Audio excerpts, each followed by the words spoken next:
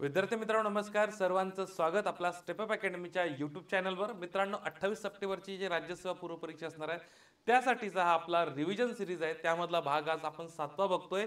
यामध्ये बघणार आहोत आपण राजकीय व घटनात्मक चालू घडामोडी या आजच्या व्हिडिओमध्ये आपण बघणार आहोत.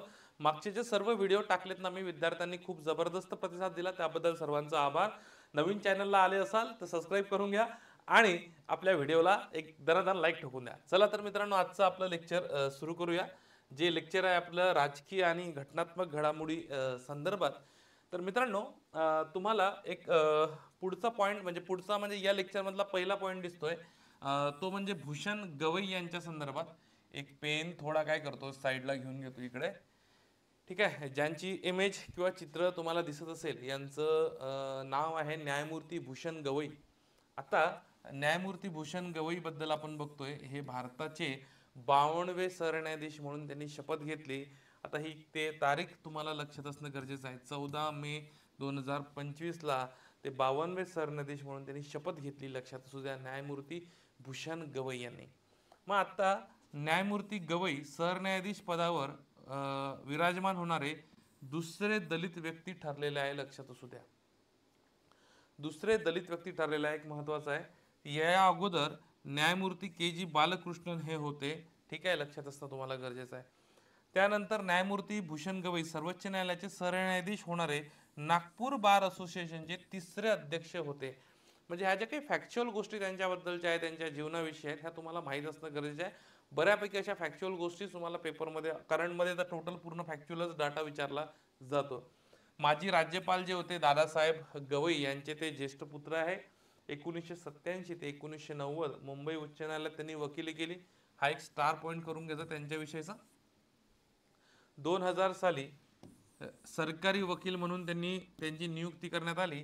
नोव्हेंबर 2023 मध्ये उच्च न्यायालयाचे अतिरिक्त न्यायाधीश म्हणजे मुंबई उच्च न्यायालयाचे अतिरिक्त न्यायाधीश, तसेच 2005 मध्ये मुंबई उच्च न्यायालयाचे कायमस्वरूपी न्यायाधीश म्हणून त्यांची नियुक्ती करण्यात आली. आणि 2000 मे महिन्याचा जो 2019 मे मध्ये ते सर्वोच्च न्यायालयात न्यायाधीश म्हणून त्यांची काय झाली, नियुक्ती करण्यात आली. मग आता थोडक्यात जर स्टॅटिकमध्ये जर आपण बघितलं तर स्टॅटिकमध्ये तुम्हाला असं लक्षात येईल, भारताचे पहिले सरन्यायाधीश हरिलाल कानिया होते 1950. आता जुने काय करा, साधारणतः तुम्हाला 3 ते 4 मागचे सरन्यायाधीश माहीत असणं गरजेचं आहे. त्यांचा कोणता क्रमांक आहे हे सुद्धा तुम्हाला माहीत असणं गरजेचं आहे, कारण की यावर प्रश्न विचारतो. 49वे, 50वे, 51वे, 52वे हे तुम्हाला लक्षात पाहिजे. 52वे माहीत आहे, 51 संजीव खन्ना, 50 डी.वाय. चंद्रचूड, 49 न्यायमूर्ती ललित हे तुम्हाला माहीत असणं गरजेचं आहे. आता हे 16 स्टॅटिकचा भाग झाला. सर्वोच्च न्यायालय 26 जानेवारी 1950ला स्थापना. भारतीय राज्यघटनेच्या भाग 5 मध्ये सर्वोच्च न्यायालयाची तरतूद दिसत असेल. कोणत्या कलमाअंतर्गत? कलम 124 ते 147 अंतर्गत तुम्हाला त्याची तरतूद दिसते. मग आता जर बघितलं भारताच्या सरन्यायाधीशांची नियुक्ती कलम जर बघितली तर 124(2) आहे. नियुक्ती कोण करते? राष्ट्रपती. राष्ट्रपती शपथ देते. लक्षात घ्या, सुप्रीम कोर्टांची न्यायाधीशांची संख्या 34 आहे. 33 न्यायाधीश आणि एक सरन्यायाधीश म्हणून टोटल किती झाले तर 34. लक्षात असू द्या. पुन्हा एक स्टार पॉईंट करून ठेवा. व्ही रामास्वामी हे भारतातील सर्वोच्च न्यायालयाचे पहिले न्यायाधीश होते. लक्षात असू द्या, सर्वोच्च न्यायालयाचे पहिले न्यायाधीश होते, ज्यांच्या विरुद्ध महाभियोग प्रस्ताव सुरू करण्यात आला होता. महाभियोगाचा प्रस्ताव जो असतो तो सर्वप्रथम व्ही रामास्वामी यांच्यावर करण्यात आला होता. लक्षात असू द्या. भारताचे राष्ट्रपती कलम 143 नुसार सर्वोच्च न्यायालयाकडून सल्ला मागू शकतात. मग आता सर्वोच्च न्यायालयासंदर्भात झालं किंवा राष्ट्रपती संदर्भात झालं तर तुम्हाला काही कलम सुद्धा तुम्हाला माहीत असणं गरजेचं आहे, कारण का स्टॅटिकला बरेचदा कलमवर, सिंगल लाईन कलमवर प्रश्न विचारला जातात की ही कलम खालीलपैकी कशाची संबंधित आहे. ठीक आहे, चला. मग आता बघा, तुम्हाला मी काय करतोय, याच्या सोबतच काय करतोय, प्रश्न सुद्धा घेतोय. तर तुम्ही हा प्रश्न बघून घ्या, कारण की प्रश्न यासाठी घेतोय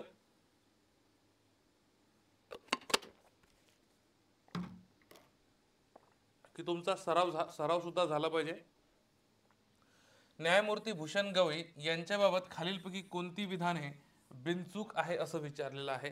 कोणती विधाने बिनचूक आहे असं विचारलंय.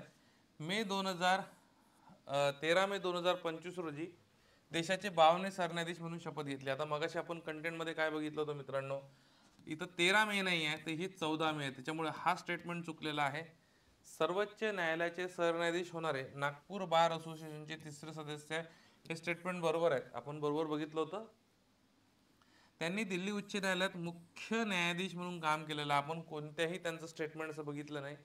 आता बरेचदा आयोग काय करतं, असे काहीतरी स्टेटमेंट टाकून देतात की विद्यार्थ्यांचं थोडं कन्फ्युजन व्हायला लागतं. त्यांना वाटते की बा हे सर्वोच्च न्यायालयाचे सरन्यायाधीश आहे, तर दिल्ली उच्च न्यायालयात पण यांनी काम केलं असेल, पण यांनी फक्त मुंबई उच्च न्यायालयात काम केलंय.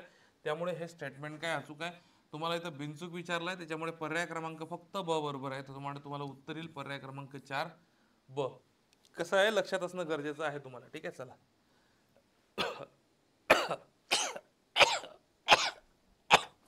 सॉरी. चला पुढे बघा.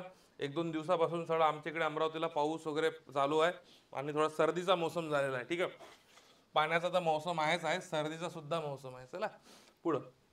न्यायमूर्ती आराधे मुंबई उच्च न्यायालयाचे मुख्य न्यायाधीश म्हणून शपथ घेतली. आता लक्षात घ्या, 21 जानेवारी 2025 रोजी मुंबई उच्च न्यायालयाचे यांनी 48वे मुख्य न्यायाधीश म्हणून शपथ घेतली. लक्षात असू द्या. आता त्यांचा जीवन परिचय जर आपण बघितला तर लक्षात असू द्या, 1988 मध्ये त्यांनी वकील म्हणून नोंदणी केली. 1988 चा काळ. 2009 ते 16 मध्ये, आता लक्षात घ्या, मध्य प्रदेश उच्च न्यायालयात न्यायाधीश म्हणून त्यांनी काम केलेलं आहे. तसंच 2016 ते 18 JNK उच्च न्यायालयात त्यांनी काम केलेलं आहे. 2018 ते 23 कर्नाटक उच्च न्यायालयात न्यायाधीश म्हणून त्यांनी काम बघितले. त्यानंतर 2023 ते 25 मध्ये तेलंगणा उच्च न्यायालयात मुख्य न्यायाधीश म्हणून त्यांनी काम बघितलेलं आहे.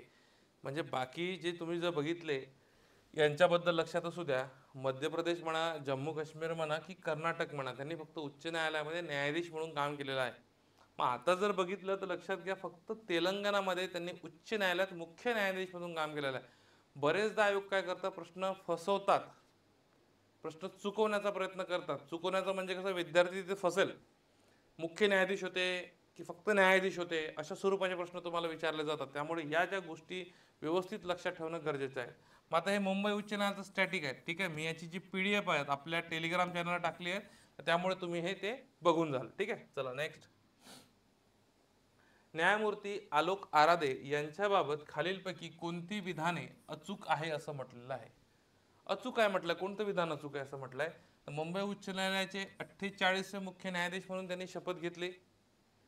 मध्य प्रदेश उच्च न्यायालयात मुख्य न्यायाधीश म्हणून त्यांनी काम पाहिलेले आहे आणि तेलंगणा उच्च न्यायालयामध्ये न्यायाधीश म्हणून त्यांनी काम बघितलेले आहे.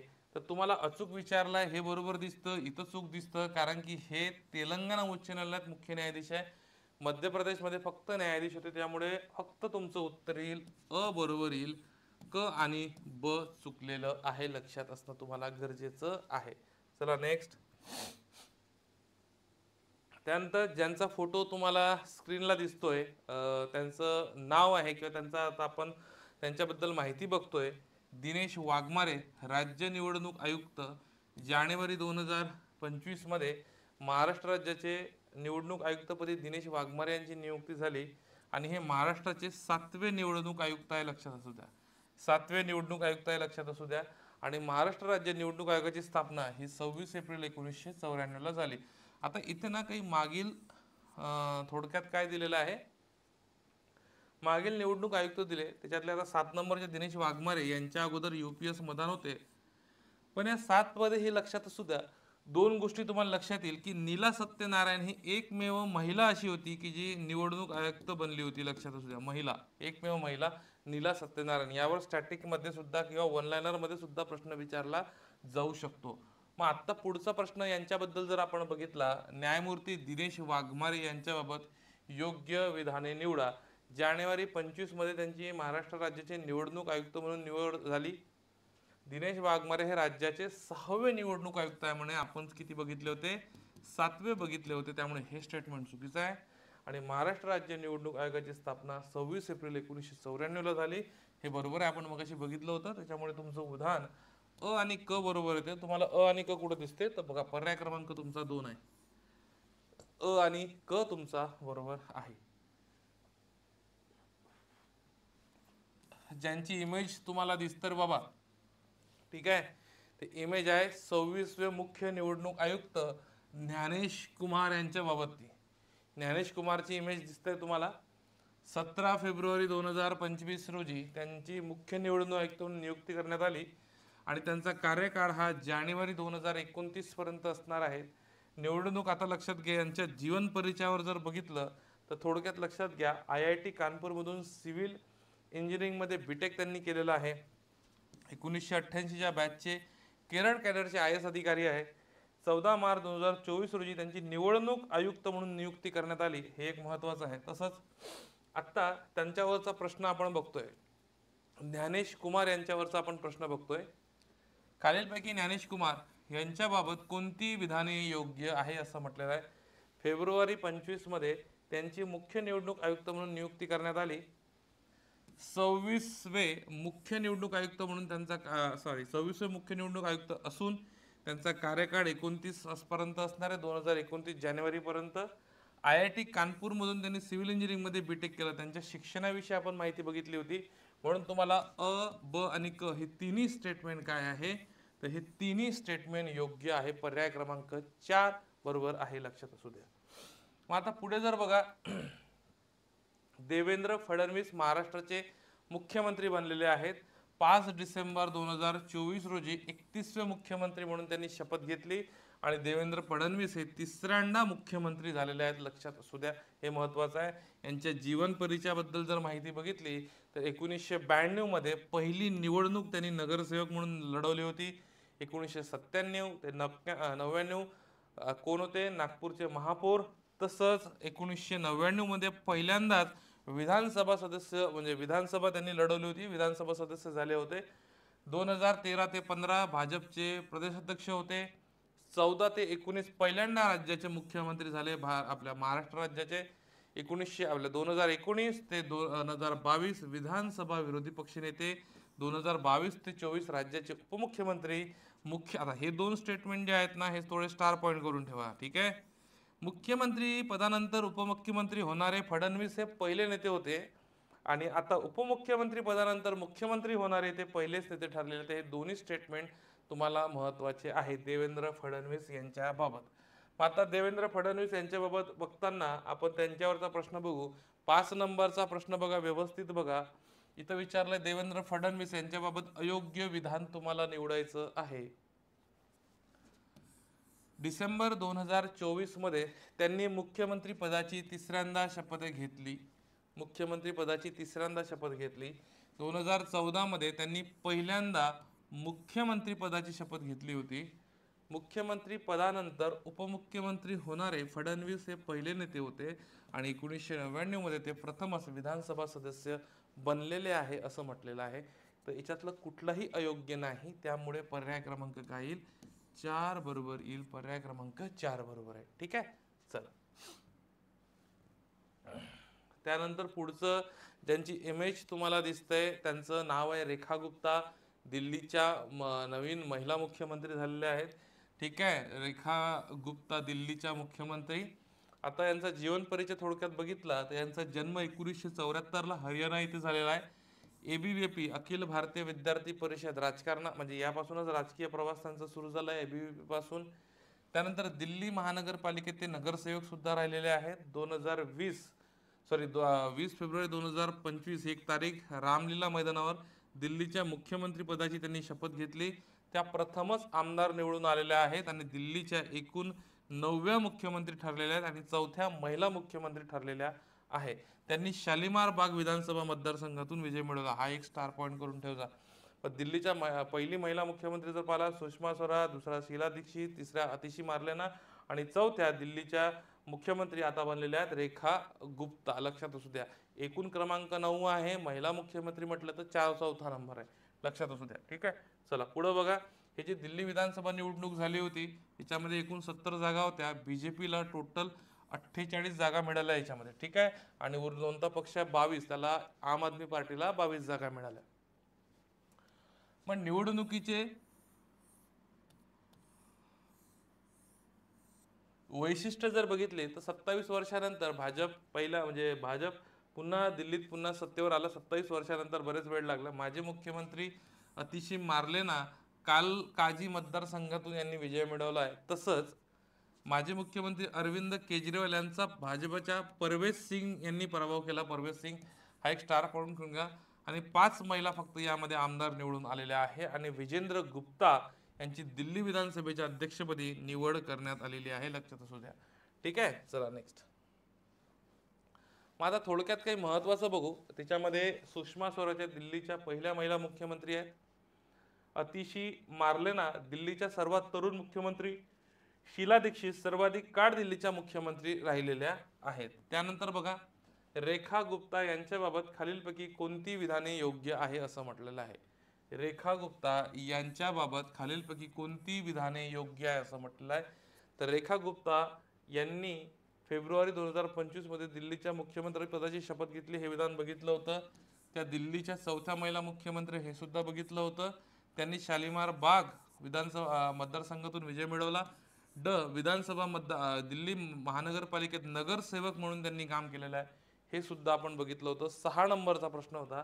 तर इथले सगळे विधान काय, तर योग्य आहे. त्यामुळे पर्याय क्रमांक काय येईल, 4 बरोबर येईल. काय येईल, पर्याय क्रमांक 4 बरोबर येईल. ठीक आहे, चला नेक्स्ट.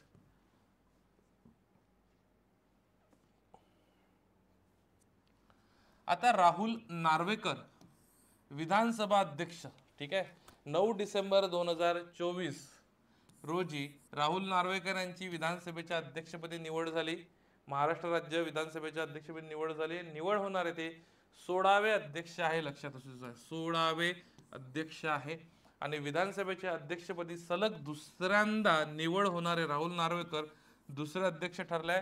यांनी 2019 मध्ये कुलाबा मतदारसंघातून पहिल्यांदाच ते विधानसभेवर निवडून आले होते. यांच्याबद्दल थोडक्यात आपण एक प्रश्न बघूया. राहुल नार्वेकर महाराष्ट्र विधानसभा अध्यक्षपदी निवड होणारे राहुल नार्वेकर 15वे. आता 15वे नव्हते ते, हे 16वे होते. त्याच्यामुळे तुमचं अ बरोबर आहे, ब चुकलेला आहे. विधानसभेच्या अध्यक्षपदी सलग दुसऱ्यांदा निवड होणारे ते पहिले अध्यक्ष आहे, नाही तर दुसरे अध्यक्ष आहे, म्हणजे हे विधान सुद्धा चुकलेलं आहे. 2019 मध्ये कुलाबा मतदारसंघातून ते पहिल्यांदाच विधानसभेवर निवडून आले, हे विधान बरोबर आहे. म्हणजे अ आणि ड तुम्हाला बरोबर दिसतील. त्यामुळे पर्याय क्रमांक तुमचा अ आणि ड काय येईल, बरोबर येईल. उत्तर क्रमांक 3 बरोबर आहे, लक्षात असू द्या. ठीक आहे, नेक्स्ट बघा. 15वी महाराष्ट्र विधानसभा निवडणूक आपण बघतोय. याच्यावर सुद्धा प्रश्न विचारले जाते. निवडणूक ही 20 नोव्हेंबर 2024 ला एकच टप्प्यामध्ये पार पडली आणि याचा निकाल 23 नोव्हेंबरला लागला. आपल्या महाराष्ट्र विधानसभा जे सदस्य संख्या आहे ते 288 आहे. याच्यापैकी फक्त लक्षात घ्या, इकडे मी जेवढं सांगतो तेवढं व्यवस्थित करून जायचं. यामध्ये पक्षनीय जागा जर बघितल्या तर बीजेपीने 132 जागा जिंकल्या, शिवसेना शिंदे सरकार 57, राष्ट्रवादी अजित पवार जी पार्टी अजित पवार यांची त्यांनी 41. म्हणजे हे 3 तुम्हाला स्टार पॉइंट करून ठेवा, हे लक्षात असलं गरजेचं आहे. मतांची टक्केवारी जर बघितली तर बीजेपीला इथं 26.77% मतं मिळाली आहेत, एवढं लक्षात घ्या फक्त. सर्वात जास्त मताने निवडून आलेले काशीराम पावरा 1,59,044. हा जरी आकडा माहीत नसला, काशीराम पावरा नाव माहीत पाहिजे. सर्वात कमी मतांनी निवडून आलेले मुफ्ती मोहम्मद 162 मतं. ठीक आहे, हे 2 व्यक्तींचं तुम्हाला नाव माहीत असणं गरजेचं आहे. ठीक आहे, चला पुढे चला. आता तुम्हाला प्रश्न दिसतोय 8 नंबरचा प्रश्न व्यवस्थित बघून घ्या. 8 नंबरचा प्रश्न काय म्हणतो तर 15वी महाराष्ट्र विधानसभा निवडणूक 2024 बाबत योग्य विधान निवडा असं म्हटलेलं आहे. या विधानसभा निवडणुकीमध्ये भारतीय जनता पक्षाला 132 जागा मिळाल्या असं म्हटलेलं आहे. सर्वात जास्त मताने निवडून आलेले उमेदवार काशीराम पावरा ठरलेले आहे. भारतीय जनता पार्टीला 26.77% मतं मिळालेली आहे. आणि सर्वात कमी मतांनी निवडून आलेले उमेदवार जर बघितले, यांचं नाव बघा, मुफ्ती मोहम्मद तुम्हाला दिसतंय. हे 4ही विधाने बरोबर आहेत या निवडणुकी संदर्भात. त्यामुळे पर्याय क्रमांक 4 बरोबर येईल. अ ब क ड सर्व विधाने योग्य आहे. तात्याबद्दल बघूया. डिसेंबर मधली न्यूज आहे. तात्याची म्हणजे आपले डोनाल्ड ट्रम्प अमेरिकेचे राष्ट्राध्यक्ष निवडणूक झाली, यामध्ये ते निवडून आले. 2024 जर बघितलं 5 नोव्हेंबर 2024 निवडणूक दिनांक होती आणि यांनी कमला हॅरिस यांचा पराभव केलेला आहे. अमेरिकेत जर पाहिलं तर 4 वर्षांनी राष्ट्रपतीची निवडणूक होते. आपल्या भारताचा विचार केला तर याच्यामध्ये 5 वर्षांनी राष्ट्रपती निवडणूक होते आणि हे संपूर्ण निवडणूक बॅलेट पेपरवर निवडणुका घेतल्या जातात. अमेरिकेच्या संसदेला काँग्रेस म्हटलं जातं आणि एक आता स्टार पॉईंट करा, एका व्यक्तीला फक्त 2 वेळा राष्ट्रपती बनता येते. हा एक स्टार पॉईंट करून घ्या, महत्वाचा आहे. अमेरिकेच्या पहिल्या महिला उपराष्ट्राध्यक्ष म्हणून कमला हॅरिस या आहेत. कमला हॅरिस त्यानंतर आतापर्यंत एकही महिला अमेरिकेची राष्ट्राध्यक्ष बनलेली नाही. मग आता जर का डोनाल्ड ट्रम्प जर यांचा जर विचार केला, अमेरिकेच्या इतिहासात अध्यक्षपदी निवड होणारे ते सर्वात वयोवृद्ध व्यक्ती ठरल्या. वयाच्या 78व्या वर्षी 78. अमेरिका 47वे अध्यक्ष डोनाल्ड ट्रम्प, यापूर्वी ते 45 होते. म्हणजे 45 आणि 47, 46 हे कोण होते तर जो बायडन होते. लक्षात असू घ्या, Joe Biden 46, 44 Barack Obama, 45 Donald Trump, 46 Joe Biden आणि पुन्हा 47 आता कोण आल्यात अमेरिकेचे राष्ट्राध्यक्ष डोनाल्ड ट्रम्प. ठीक आहे. बघा 9वा नंबरचा प्रश्न बघा, तुम्हाला एक 9 नंबरचा प्रश्न दिसतोय. ठीक आहे. डोनाल्ड ट्रम्प बद्दल विचारलंय, राष्ट्रपती निवडणूक 2024 बद्दल. 47वे अध्यक्ष राष्ट्राध्यक्ष म्हणून निवड झाली डोनाल्ड ट्रम्प. डोनाल्ड ट्रम्पच्या पक्षाने 295 जागा जिंकल्या असून 50.9% मतं मिळाली. अमेरिकेत दर 5 वर्षांनी निवडणूक होते, तर हे 5 नाही आहे मित्रांनो, 4 आहे, त्याच्यामुळे हे स्टेटमेंट चुकलेलं आहे. डोनाल्ड ट्रम्प यांनी यापूर्वी 44वे अध्यक्ष राष्ट्राध्यक्ष नव्हते, तर ते 45 होते. 44वे जे होते हे बराक ओबामा होते, हे लक्षात असू द्या. त्याच्यामुळे क आणि ड चुकलाय, त्यामुळे अ आणि ब म्हणजे पर्याय क्रमांक तुम्हाला काय दिसतील, अ आणि ब बरोबर आहे. पर्याय क्रमांक 2 काय तर बरोबर आहे, हे लक्षात असू द्या. ठीक आहे. त्यानंतर आपण काही महत्त्वाच्या राज्यांच्या किंवा आपल्या केंद्रशासित प्रदेशाच्या निवडणुका बघणार आहोत. आता जम्मू काश्मीरची ही पहिलीच निवडणूक होती. जम्मू काश्मीर विधानसभा निवडणूक 2024 जर पाहिली, जम्मू काश्मीर आणि नॅशनल कॉन्फरन्सने टोटल 42 जागा जिंकल्या आहे. याच्या टोटल विधानसभेची सदस्य संख्या 90 आहे. ठीक आहे. दुसरा पक्ष भारतीय जनता पक्ष राहिलेला 29 जागा. मग आता आपण विचार करा, ओमर अब्दुल्ला यांच्याबद्दल बघूया. नॅशनल कॉन्फरन्सचे नेते ओमर अब्दुल्ला जम्मू काश्मीरच्या मुख्यमंत्रीपदाची शपथ घेतली.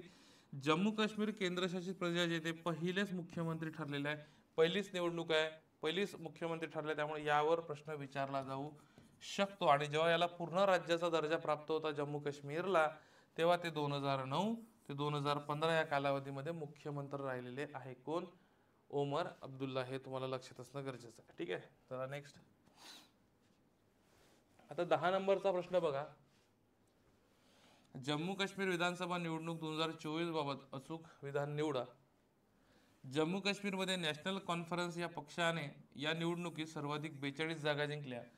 ओमर अब्दुल्ला जम्मू काश्मीर केंद्रशासित प्रदेशाचे पहिले मुख्यमंत्री बनलेत, हे सुद्धा बरोबर आहेत. आणि या निवडणुकीमध्ये राष्ट्रीय काँग्रेस दुसऱ्या क्रमांकावर होता. इथं राष्ट्रीय काँग्रेस नव्हता, तर इथं BJP होता, भारतीय जनता पक्ष. क नंबरचं विधान चुकलेलं आहे, त्याच्यामुळे तुम्हाला पर्याय नुसतं अ आणि ब बरोबर दिसेल. हे तुम्हाला लक्षात असणं गरजेचं आहे. अ आणि ब तुम्हाला माहीत असणं गरजेचं आहे. नेक्स्ट बघा. 18वी लोकसभा निवडणूक ही कालावधी एप्रिल ते जून महिन्यात 2024ला झालेली आहे. एकूण 7 टप्प्यामध्ये जर विचार केला, संपूर्ण भारतामध्ये एकूण 7 टप्प्यामध्ये पार पडली. तर महाराष्ट्रामध्ये विचार केला 5 टप्प्यामध्ये ती पार पडलेली आहे. 7 टप्प्यात निवडणूक झालेले राज्य बिहार, उत्तर प्रदेश आणि पश्चिम बंगाल, हे तुम्हाला लक्षात असणं गरजेचं आहे. तसंच लोकसभा निकाल जर पाहिला तर BJPला साधारणतः 240 जागा जिंकल्या. 19 मध्ये 303 जागा होत्या. भारतीय राष्ट्रीय काँग्रेसला 99 जागा जिंकल्या आहेत. तिसऱ्या क्रमांकावर समाजवादी पार्टी राहिलेली आहेत. ठीक आहे, 37 जागा लक्षात असू द्या. पहिले 3 पार्टी तुम्हाला माहीत असणं गरजेचं आहे याच्यामध्ये. मग मतांचे प्रमाण जर पक्षनिहाय पाहिलं तर भारतीय जनता पक्षाला 36.56% मतं मिळाली. भारतीय राष्ट्रीय काँग्रेसला 21.19% मते मिळाली, लक्षात असू द्या. तसंच समाजवादी पार्टीला 4.58% मते मिळाली, ही लक्षात असणं गरजेचं आहे. मग नोटाचा वापर आता बघूया. नोटा, ठीक आहे, नन ऑफ द अबव याला म्हणतात नोटाला.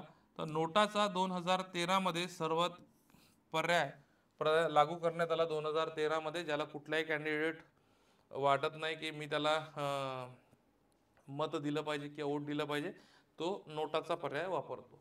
संपूर्ण भारतामध्ये नोटाचा पर्याय हा 0.99% याचा वापर झाला. त्यानंतर जर बघितलं, सर्वाधिक वापर तुम्हाला दिसतोय हा इंदोर मतदारसंघामध्ये दिसतोय. सर्वाधिक वापर जो दिसतोय हा इंदोर मतदारसंघात दिसतोय. महाराष्ट्राचा विचार केला सर्वाधिक नोटा या रायगडमध्ये वापर झाला, आणि सर्वात कमी नोटाचा वापर हा बीड जिल्ह्यामध्ये झालेला आहे, लक्षात असू द्या. ठीक आहे. पण सर्वाधिक मताधिक्याने विजय जे उमेदवार आहे यांचं नाव जर बघितलं तर हे रकीबुल हुसेन, स्टार पॉईंट करून ठेवा, रकीबुल हुसेन हे स्टार करून घ्या. कोणता मतदारसंघ आहे यांचा? धुबरी नावाचा मतदारसंघ आहे, आसाम राज्यातला आहे, पक्ष काँग्रेस पक्षाशी संबंधित आहे, सर्वाधिक मताधिक्याने विजयी उमेदवार ठरलेले आहे. यानंतर जर विचार केला सर्वात कमी फरकाने विजय जर बघितला तर हे रवींद्र वायकर येते, रवींद्र वायकर. ठीक आहे, शिवसेना पक्षाचे रवींद्र वायकर, लक्षात असू द्या. महाराष्ट्रात सर्वाधिक मतफरकांनी विजय ज्यांचा मिळवला त्यांचं नाव आहे पियुष गोयल. ठीक आहे, पियुष गोयल. आणि महाराष्ट्रात सर्वात कमी मतफरकाने विजय मिळवला रवींद्र वायकर, लक्षात असू द्या. ठीक आहे, चला नेक्स्ट बघा. मग आता 18व्या लोकसभेवर 75 महिला निवडून आलेल्या आहेत खासदार, आणि 2019चा विचार केला होता तर 78 महिला निवडून आलेल्या होत्या, म्हणजे 3 महिला आता याच्यामध्ये कमी झाल्या आहेत. ही स्टार पॉईंट करून त्या महिलेचं नाव प्रियंका जारकीहोळी. या स्वातंत्र्यानंतर कर्नाटकातील अनारक्षित जागेवरून संसदेत प्रवेश करणारी सर्वात तरुण आदिवासी महिला ठरलेली आहे. ठीक आहे, तर त्याच्यामुळे तुम्हाला इथे प्रश्न विचारला जाण्याची शक्यता दाट आहे. ठीक आहे. मग महाराष्ट्रात एकमेव अपक्ष खासदार जर बघितले तर हे विश्वास पाटील, सांगलीचे एकमेव अपक्ष खासदार.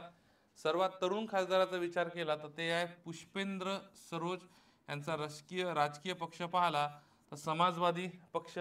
सर्वात वयस्कर जर बघितले तर लक्षात घ्या TR बालू हे सर्वात वयस्कर खासदार ठरलेले आहे. राजकीय पक्ष द्रविड मुन्नेत्र कळघम, लक्षात असू द्या. द्रविड मुन्नेत्र कळघम हे कोणाचं आहे? तर TR बालूचं आहे. समाजवादी पक्षाचे सर्वात तरुण खासदार पाहिले तर पुष्पेंद्र सरोज आहे, लक्षात असू द्या. बरेचदा सर्वात तरुण खासदार किंवा वयस्कर खासदार यांच्यावर सुद्धा तुम्हाला प्रश्न विचारलेले दिसत आहे, त्यामुळे प्रश्न इथे विचारला जाऊ शकतो. मग ही जी निवडणूक झाली लोकसभेची, तर नरेंद्र मोदी तिसऱ्यांदा पंतप्रधान झाले. आता नरेंद्र मोदींचा थोडक्यात अल्प परिचय जर पाहिला तर यांचा लोकसभा मतदारसंघ कोणता होता? तर हा वाराणसी उत्तर प्रदेश होता, लक्षात असू द्या. 2014 पासून 14वे पंतप्रधान बनले आहेत, आणि गुजरातचे सुद्धा मुख्यमंत्री राहिलेले आहेत, त्यामुळे गुजरातचे ते 14वे मुख्यमंत्री होते. तसंच मग यांच्या शपथविधीला कोणकोणते आले होते? आता ही PDF जी आहेत आपल्या टेलिग्राम चॅनलला टाकली, श्रीकांत तडे नावाचं टेलिग्राम आहे, त्याला टाकली आहे. तुम्ही तिथे काय करायचं, डिटेल तुम्ही तिथून काय करायची, PDF डाउनलोड करायची आणि प्रिंटआउट काढायची आणि बघायचं, आणि त्यानंतर लेक्चर बघायचं. हे सगळे आता हे काही समजून सांगण्याच्या गोष्टी नाही, फक्त एकदा वाचून घ्यायचं. ठीक आहे. आता जर बघितलं लोकसभा निवडणूक 2024 बाबत खालील कोणती विधाने बिनचूक आहे असं म्हटलेलं आहे? खालील कोणती विधाने बिनचूक आहे असं म्हटलेलं आहे? तर सर्वाधिक नोटा पर्यायाचा वापर इंदोर मतदारसंघामध्ये झाला. रकीबुल हुसेन उमेदवार सर्वाधिक मताधिक्याने विजयी ठरले, मगाशीच बघितलं. या निवडणुकीमध्ये 4थ्या टप्प्यात मतदानाचे सर्वात प्रमाण जास्त होते, हे सुद्धा बरोबर आहे. बिहार, उत्तर प्रदेश, पश्चिम बंगालमध्ये 7 टप्प्यात निवडणूक पार पडली. जशी महाराष्ट्रात 4 टप्प्यात पडली, तर याचा बिहारमध्ये आणि उत्तर प्रदेश, पश्चिम बंगालमध्ये 7 टप्प्यात निवडणूक पार पडलेली आहे. त्यामुळे हे 4 जे स्टेटमेंट आहे अ, ब, क, ड बरोबर आहे. त्याच्यामुळे उत्तर आहे पर्याय क्रमांक 4. याचं उत्तर काय? अ, ब, क, ड बरोबर आहे. तुम्हाला लक्षात असणं गरजेचं आहे. ठीक आहे, चला नेक्स्ट जर पहा 12 नंबरचं लोकसभा निवडणूक 2024 बाबत खालीलपैकी कोणती विधाने अचूक आहे असं म्हटलेलं आहे? ठीक आहे, 12 नंबरचा प्रश्न व्यवस्थित बघा. ठीक आहे.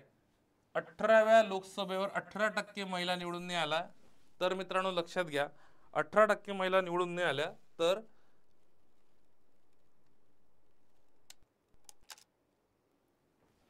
18% महिला निवडून नाही आल्या तर त्यात 14% महिला निवडून आल्या, लक्षात असू द्या. ठीक आहे, थोडा कॅमेरा बंद पडला होता, लक्षात असू द्या. पुष्पेंद्र सरोज सर्वात तरुण खासदार म्हणून नियुक्त झाले, लक्षात असू द्या. TR बालू सर्वात वयस्कर खासदार म्हणून निवडून आले.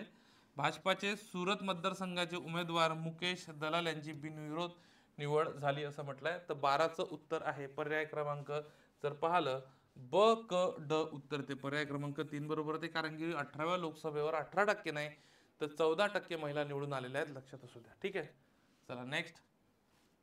त्यानंतर जर बघितलं पुन्हा नरेंद्र मोदी यांनी तिसऱ्यांदा पंतप्रधान शपथ घेतली. त्यांच्या शपथ जेव्हा घेतली तर खालीलपैकी कोणते नेते यांच्या शपथविधीस उपस्थित होते असं म्हटलेलं आहे. तर शेख हसीना बांगलादेशच्या पंतप्रधान, पुष्प कमल दहल प्रचंड नेपाळचे पंतप्रधान, रानिल विक्रमसिंघे श्रीलंकाचे राष्ट्राध्यक्ष आणि व्लादिमीर पुतिन रशियाचे राष्ट्राध्यक्ष. ड सोडलं तर तिन्ही नेते हे उपस्थित होते, त्यामुळे अ ब क तिन्ही पर्याय बरोबर आहेत. व्लादिमीर पुतिन रशियाचे राष्ट्राध्यक्ष हे आलेले नव्हते, लक्षात असू द्या. ठीक आहे, चला नेक्स्ट बघा. आता पुढचं बघतोय, न्यायमूर्ती अजय खानविलकर नवे लोकपाल बनले. 27 फेब्रुवारी 2024 रोजी लोकपाल म्हणून त्यांची नियुक्ती झालेली आहे. एक दोन वेळा प्रश्न आयोगाने विचारलेला आहे यांच्यावर.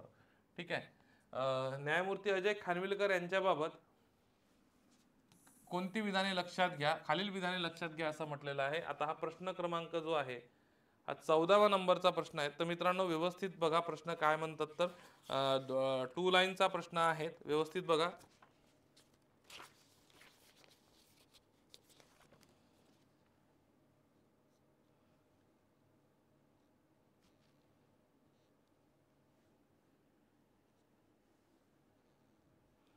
बघा, न्यायमूर्ती अजय खानविलकर यांची लोकपाल म्हणून निवड झाली. आता मी तुम्हाला वेळ का दिला लक्षात घ्या. इथं काय म्हटलंय, मुंबई उच्च न्यायालय आणि मध्य प्रदेश उच्च न्यायालयाचे मुख्य न्यायाधीश म्हणून त्यांनी काम केलेलं आहे. म्हणजे दोन्ही उच्च न्यायालयाचे मुख्य न्यायाधीश म्हणून त्यांनी काम केलेलं असं म्हटलेलं आहे. तर मित्रांनो लक्षात घ्या, त्यांनी फक्त मध्य प्रदेश उच्च न्यायालयाचे मुख्य न्यायाधीश म्हणून काम केलेलं आहे. इथे फक्त न्यायाधीश होते, लक्षात असू द्या. ब नंबरचं विधान बरोबर आहे. ब नंबरचं विधान चुकलेलं आहे, त्याच्यामुळे अ बरोबर आहे, फक्त अ बरोबर. म्हणून तुम्हाला बरेचदा म्हटलं की मुख्य न्यायाधीश आहे की फक्त न्यायाधीश आहे, अशा गोष्टीवर तुम्ही वाचन सुद्धा जेव्हा करत असाल ना तर त्या स्टार पॉईंट करून ठेवायचा, तिथं गोल करून घ्यायचं. म्हणजे जेणेकरून त्याच्यावर समजा प्रश्न आला ना तर आपल्याला क्लिक होतं की नाही बाबा हे कुठंतरी गडबडतंय, कुठंतरी चुकतंय. नाही तर आपण काय करतोय, छोट्या छोट्या गोष्टी बघत नाही आणि क्लिक करून टाकतो लगेच, असं नको व्हायला. ठीक आहे, आता आंध्र प्रदेशची विधानसभा निवडणूक 2024 बघितली. तेलुगू देसम पार्टीला 135 जागा मिळाल्या. टोटल जर जागांची संख्या पाहिली तर 175 आहे. जनसेना पक्ष दुसऱ्या क्रमांकावर राहिला. चंद्रबाबू नायडूंनी चौथ्यांदा इथे शपथ घेतली. ठीक आहे, चला पुढचा आता यांच्यावर डायरेक्ट प्रश्न बघूया. तेलुगू देसम पार्टीने निवडणूक मध्ये सर्वाधिक 135 जागा जिंकल्या. आंध्र प्रदेश विधानसभेची सदस्य संख्या 185 नाही रे बाळा, तर 175 आहे, लक्षात असू द्या. 175 आहे, 185 नाही आहे. आणि टीडीपीचे नेते चंद्रबाबू नायडू यांनी चौथ्यांदा आंध्र प्रदेशचे मुख्यमंत्रीपदाची शपथ घेतली. अ आणि क बरोबर आहे, म्हणजे पर्याय क्रमांक तुमचा कोणता आहे, पर्याय क्रमांक तुमचा 2 बरोबर आहे. नेक्स्ट 16 नंबरचा प्रश्न बघा, एक सिंगल लाईनर प्रश्न आहे. खालीलपैकी कोणत्या देशाने ऑगस्ट 2024 पासून राईट टू डिस्कनेक्ट या अधिकाराची अंमलबजावणी सुरू केलेली आहे असं म्हटलंय. राईट टू डिस्कनेक्ट या अधिकाराची अंमलबजावणी सुरू केलेली आहे, याचं अचूक उत्तर आहे ऑस्ट्रेलिया. म्हणजे लक्षात घ्या, राईट टू डिस्कनेक्ट म्हणजे तुम्ही बघा इथे एक चित्र दिसत असेल, इथं आहे की हा जसा ऑफिसच्या बाहेर तिथले ऑफिसेस जे आहेत ऑफिसच्या बाहेर निघालं तर तिथलं मॅन्डेटरी नाही आहे की तुम्हाला तिथल्या ऑफिसमधून, आता बऱ्याचपैकी असं असतं की ऑफिसमधून निघालं रे ऑफिसचं काम कधी कधी घरी येतं. तर त्याच्यामध्ये यांनी असं सांगितलंय की असं तुम्हाला काही लॉ केलेलं आहे की बंधनकारक नाही आहे, तुम्हाला तुमच्या बॉसला उत्तर दिले, कोणत्या मेलला उत्तर दिले, व्हॉट्सअपला किंवा कुठल्याही गोष्टीला उत्तर देणे किंवा फोन उचलणे बंधनकारक नाही, म्हणून तो राईट टू डिस्कनेक्टचा काय आहे अंमलबजावणी केलेली आहे. तसंच बघा 17 नंबरचं समन्स आणि वॉरंट. आता बघा 17 नंबरचं जर बघितलं तुम्ही, 17 नंबरचा प्रश्न बघा, समन्स आणि वॉरंट डिजिटल जारी करण्याची परवानगी देणारे पहिले राज्य कोणते आहे, तर याचं अचूक उत्तर आहे मध्य प्रदेश आहे, लक्षात असू द्या, मध्य प्रदेश. ठीक आहे, हा प्रश्न तुम्हाला लक्षात असणं गरजेचं आहे. समन्स आणि वॉरंट डिजिटल जारी करण्याची परवानगी देणारे भारतातील पहिले राज्य कुठले आहे, तर मध्य प्रदेश आहे, लक्षात असू द्या. त्यानंतर पश्चिम विभागीय परिषदेच्या 27व्या बैठकीचे आयोजन खालीलपैकी कोणत्या ठिकाणी करण्यात आलेले आहे. बरेचदा आपल्याला ज्या काही विभागीय परिषदा होतात त्यावर प्रश्न विचारले जातात, तर हे पश्चिम विभागीय परिषद आहे 27व्या बैठकीचे आयोजन हे पुणे येथे करण्यात आलेले होते. ठीक आहे. बरेचदा आपल्याला सिंगल लाईनवर प्रश्न विचारले जातात आणि आपले ते चुकतात, त्यामुळे याच्यात मी काही सिंगल लाईनवर सुद्धा प्रश्न घेतलेले आहे. पुढचं बघा, 19 नंबरचा प्रश्न तुम्ही बघा, तुम्हाला 19 नंबरचा प्रश्न दिसत असेल. स्वतःचे सर्च इंजिन सुरू करणारी भारतातील पहिली विधानसभा कोणती आहे असं म्हटलेलं आहे. स्वतःचे सर्च इंजिन सुरू करणारी भारतातील पहिली विधानसभा कोणती आहे असं म्हटलंय.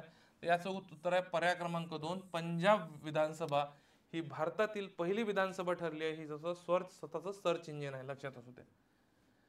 त्यानंतर बघा, आता ज्यांचं तुम्ही फोटो बघताय, CP राधाकृष्णन, आता नुकतेच ते भारताचे उपराष्ट्रपती बनलेले आहेत. तर त्यांवर मला नाही वाटत की आत्ता, कारण की CP राधाकृष्णनवर पहिले सुद्धा प्रश्न विचारला आणि उपराष्ट्रपती आताच झाले, तर लगेच एकदम की आता आयोगाचे पेपर सेट झाले असतील. ठीक आहे.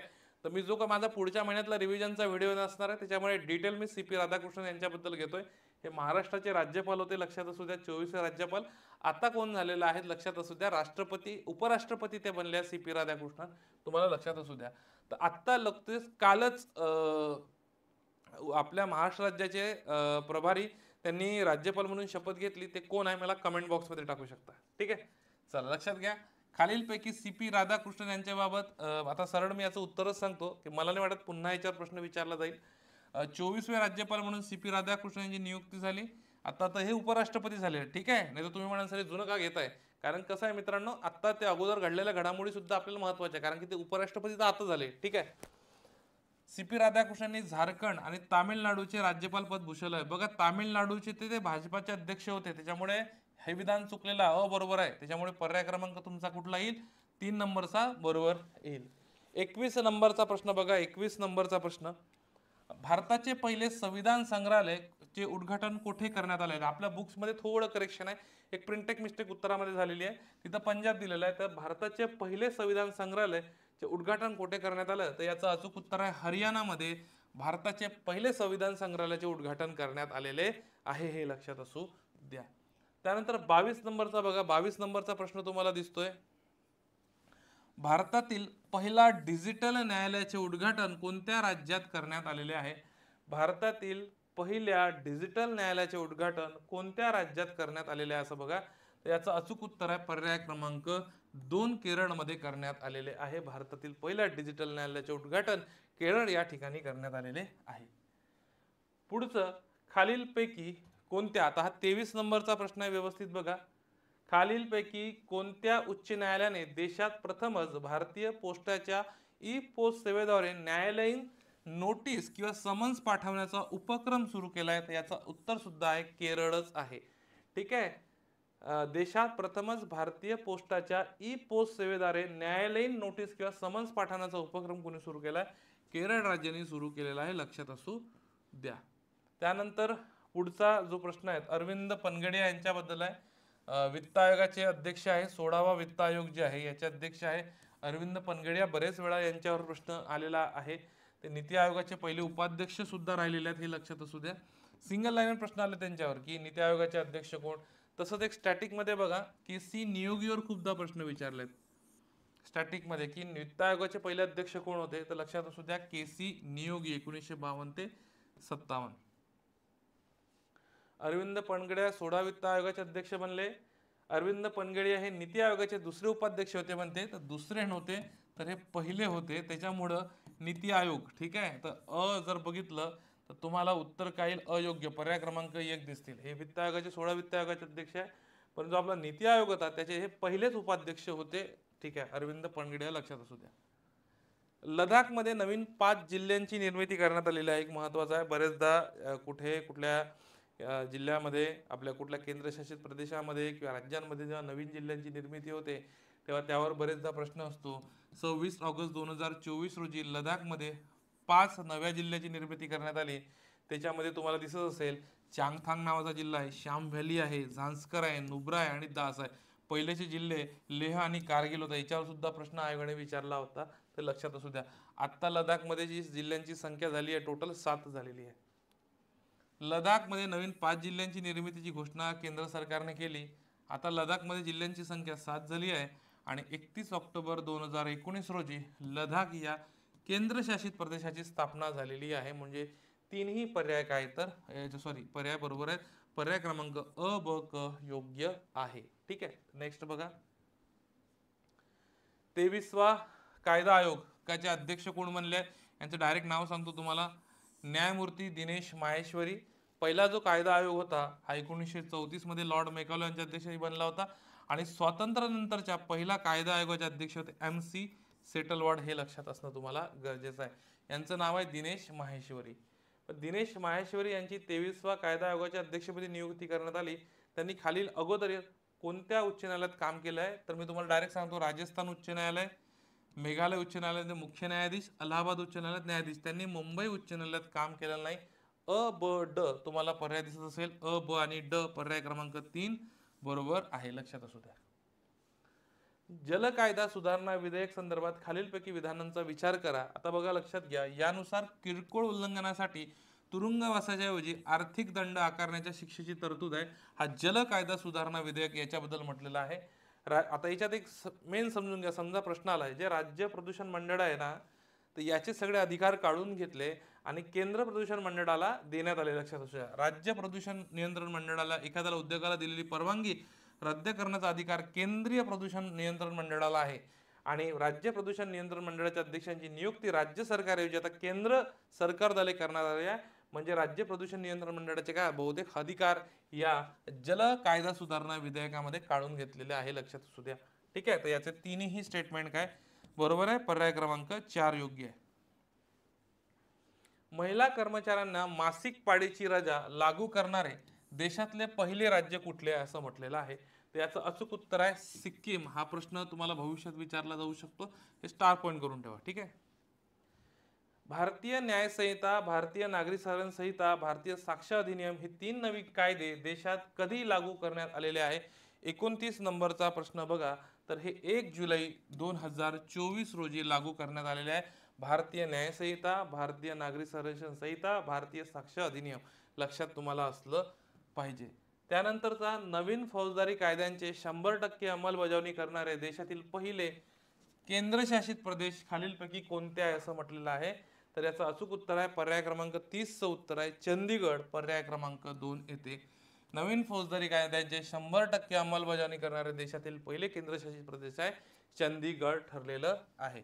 तर विद्यार्थी मित्रांनो, हा इथला जो आपला टॉपिक होता आजचा, राजकीय घडामोडी आणि घटनात्मक घडामोडी, हा टॉपिक येथे संपलेला आहे. एक काही महत्त्वाचे आपण टॉपिक याच्यामध्ये बघितले आहे.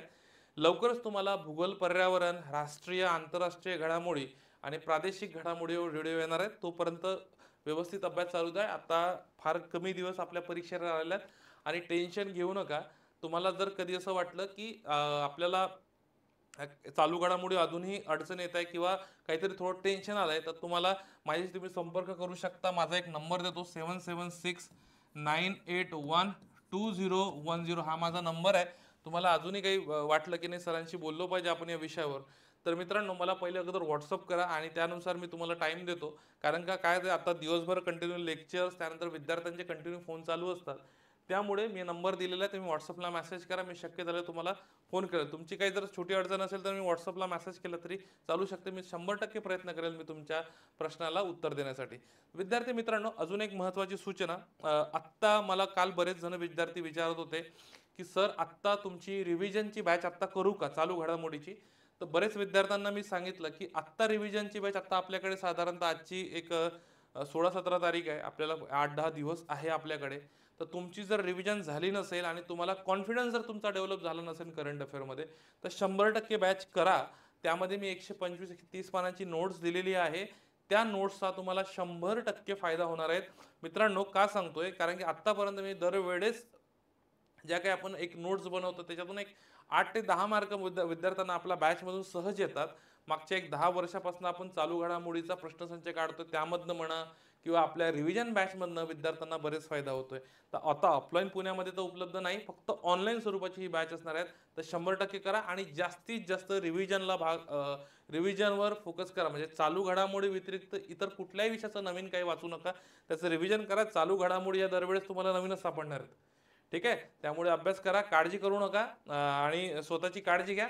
आणि विद्यार्थी मित्रांनो, तुम्हाला येणाऱ्या परीक्षेसाठी शुभेच्छा. आपण लवकरच नवीन जे आंतरराष्ट्रीय, राष्ट्रीय आणि प्रादेशिक भूगोल पर्यावरणाचे जे इतर काही टॉपिक राहिले आहेत, ते व्हिडिओ मी लवकरच तुमच्यासोबत घेऊन येणार. Thank you very much. All the very best.